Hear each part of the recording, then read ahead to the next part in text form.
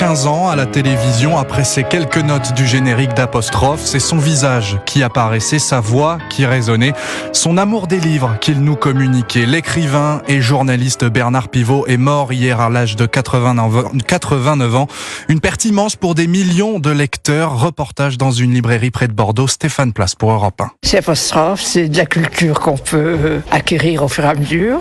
Je m'évadais complètement. Souvenir très fort de cette lectrice qui aimait regarder Apostrophe puis Bouillon de culture. Dans les rayons de la librairie Georges à Talence, les clients saluent le travail de Bernard Pivot. Je me souviens très bien d'émissions précises et d'autres moins. Dominique Fernandez, par exemple, Colette Audry, des auteurs qui sont pas forcément super lus. Je pense qu'il a joué effectivement un grand rôle de prescripteur. Il a permis d'intégrer pour chacun la lecture au quotidien comme un acte ordinaire. Petite fille, c'est aux côtés de sa grand-mère que Magali regardait les émissions de Pivot. Aujourd'hui, elle est libraire. Ça fait bientôt 22 ans que je suis libraire, mais à l'époque d'Apostrophe, j'étais petite et effectivement, ça parlait quand même majoritairement de littérature que je n'avais pas encore découverte. Certes, je ne comprenais pas tout, mais c'est une petite Madeleine de Proust. Moi, Bernard Pivot, ça fait partie des personnes qui ont compté dans les émissions que j'ai pu voir à la télévision. Sa paire de lunettes dans une main, un livre dans l'autre, Pivot savait surtout rendre la culture accessible, insistent les lecteurs croisés ici. Talence, Stéphane Place, Europe 1.